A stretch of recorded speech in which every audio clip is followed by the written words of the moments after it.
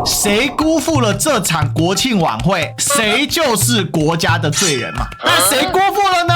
谁全程做好做满呢？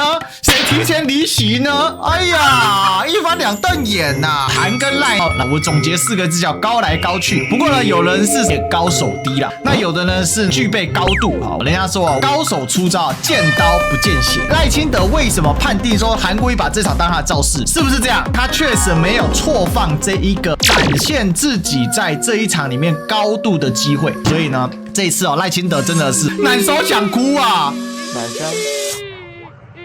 香菇，我先讲中华民国国旗是最漂亮的国旗，用蔡英文的政治正确绑架赖清德的政治不正确。韩国瑜现在等于是重新的把灵魂回到了中华民国身上，这个就造成其实蔡英文过去几年帮民进党打下的江山，现在都要吐回去了。杀人还要诛心。Ladies and gentlemen, welcome the host. 来，我们先做一下赛评啊。非常感谢台北市的大家长蒋万安市长跟团队，为了今天大巨蛋第一场非体育的活动，付出了非常多的心血。虽然这个讲话看起来很轻松，不过我猜韩国瑜应该还是有备稿啊，就是有准备稿子啊。韩跟赖各自有各自想凸显的一个目标，我总结4个字叫高来高去。不过呢，有人是高手低啦，那有的呢是具备高度哈。我认为韩国瑜呢就真正的具备高度啊。人家说这叫做高手出招，见刀不见血。我怎么说呢？好，第一个先感谢蒋万安，先拉抬自己的政治盟友，对于一个选上台北市长第一次举办重要全国性的大型活动，那尤其是睽违了5年国庆的晚会又再次回到了台北，所以韩国瑜很聪明的是先把台北市抬上。那为什么要特别在强调团队呢？一方面是他一贯以来他很重视团队感，那团队还有谁？团队当然有很可能潜在选新北市长的李世川嘛，所以这个是绝对有准备的啦。这个稿件就代表说他就是要暗示这次办得非常非常好，要作为一个支持度的一个转移啦，所以他把这个高度垫高为了今天大巨蛋第一场非体育的活动，为什么特别要强调大巨蛋第一场非体育活动？很简单嘛，大巨蛋对于蒋万安来讲，办好一场活动那是其次，更重要的是用什么样的场地办什么样的活动。大家还记得吗？大巨蛋当时最大的争议是什么？就是它的人流控管嘛，所以他把这个冠冕颁给了蒋万安，然后又把大巨蛋拿出来给蒋万安加分，这样就会形成一个鲜明的意象嘛。谁让大巨蛋可以用，谁在挡大巨蛋，他谁都不讲，也谁都不提，一句话挑拨人心呐。所以我说韩国瑜一定是有他的一个目的，所以赖清德为什么判定说韩国瑜把这场当他的造势，是不是这样？就算韩国瑜没有说我就是想造势，但他确实没有错放这一个在这一场里面展现高度的机会。一方面拉抬了蒋万安，一方面压制了绿营的气焰嘛，而且感谢蒋万安，那代表什么意思？你中央政府出了多少力啊？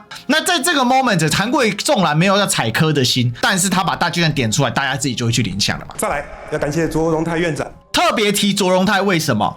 卓荣泰现在扮演的是民进党内部鸽派的角色嘛。在国庆晚会之前是谁要来谈？总统府的副秘书长张尊涵奉赖清德的指示，他出来打韩国瑜说莫忘世上苦人多，希望韩国瑜不要再卡预算。但事实上大家都知道不是韩国瑜在卡嘛，那卓荣泰来聊就打着的是赖清德啊，叫卓荣泰不行不行不行，要叫你救灾为重，赖清德要在这个时间点铺成一个政治手段，打一个反打棋。因为他没有想到的是，他原本赌国民党的软弱性啊，就如果叫韩国瑜去协调，韩国瑜就会搞砸，然后最终锅就甩给韩国瑜。结果没想到呢，韩国瑜这种派对咖，所以你搞了半天找大家去开 party 去，那结果赖清德里面现在他的那个很无聊，你知道吗？要么死板板僵硬的，要么呢就是太擅长跟人家调事情谈事情的。反正总之这个局现在对赖清德很尴尬了因为自己挖了一个坑给自己跳现在卓荣泰显然是无法处理好这件事情，所以他把卓荣泰给弹出来就是拿卓打赖啦，讲白是这样。谁辜负了这场国庆晚会，谁就是国家的罪人嘛。但谁辜负了呢？谁全程做好做满呢？谁提前离席呢？哎呀，一翻两瞪眼呐，是不是？这个民进党赖清德最讨厌华国美学嘛，我就让你滑到爆嘛，让你坐立难安嘛，你就不想来嘛，但是超滑的，你怎么办？只要你要做中华民国总统，恶心啊，杀人还要诛心就这一招嘛，就是希望中华民国113年的国庆晚会能够顺利成功的演出。我翻开联合国193个国家，我做了一个很笨的功夫，很傻的功夫，把每一个国家的国旗跟我们中华民国国旗做了一个比较。各位亲爱的好朋友，不晓得是不是主观的因素，还是心理的感觉，就像小孩子看到爸爸，总是觉得世界上最帅的男人是他爸爸。标准的韩式语言非常懂得比喻跟生活化。看到妈妈，总是认为世界上最美的女人是他妈妈。我身为中华民国国民，我怎么看？再次强调中华民国国民，强调中华民国国旗，没有讲台湾人，没有讲台湾国旗这种别扭的用法，所以是滑到爆，把它给正本清源。而且他从头到尾讲的每一句话都符合宪法的规范，都是所谓的政治正确。所以你要怎么办呢？你要气他吗？你要说韩国瑜讲的是错的吗？其实这就是过去这几年蔡英文执政之下，中华民国台湾，然后简称台湾成功的夺取了中华民国的夺舍。韩国瑜现在等于是重新的把灵魂回到了中华民国身上，而不是把它抓到台湾身上。他从头到尾没有特别去提台湾。中华民国的国旗就是最漂亮的，对不对？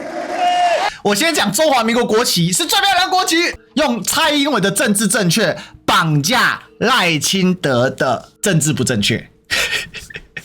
亲爱的好朋友们，美国是全世界最强大的国家。那你说我反美，我偏偏我亲美，我就提美国。军事、科技、经济、教育，通通是全球最强。这不就是你们绿营的论述吗？美国全世界马首是瞻，什么都是最强，我们就跟着他就对了。但是大家仔细看一下美国好莱坞的电影，只要跟国家有关，他无时无刻不在教育着美国民众好好爱自己的国家。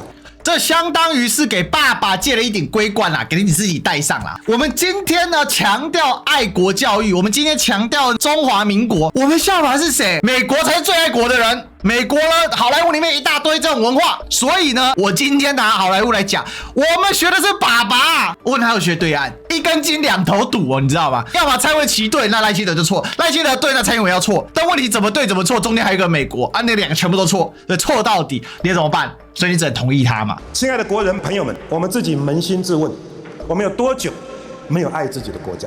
希望从中华民国113中华民国这个国家3年国庆3大活动开始，我们每一个国人同胞好好发自内心的来爱护我们这一面国旗，爱护我们自己的中华民国。中华民国生日快乐！谢谢大家，祝福中华民国，谢谢。所以我就问一个问题：赖清德能来吗？他敢来吗？蔡英文他是一个双向论述就是他讲中华民国台湾，当然会让民进党的基本盘往前扩大，他会包进了很多所谓中间选民或者是维持现状派的选民，没有错。可是只要一朝一夕你的论述有改，或者是呢你持续这样讲下去，你自己的选民也会受到中华民国的侵蚀。这种侵蚀是双向的嘛，你拿台湾侵蚀中华民国，拿中华民国也会去侵蚀台湾嘛，因为有得必有失，代价呢，这就是代价。那好，原本民进党站得稳稳的，只要蔡英文继续执政下去，国民党的盘子会越来越小，因为中华民国就变成台湾派了嘛。可是赖清德最好玩的地方是，赖清德不承认中华民国啊，他说中华民国是灾难啊，所以赖清德不要中华民国。好，那这样好笑了，你只要台湾，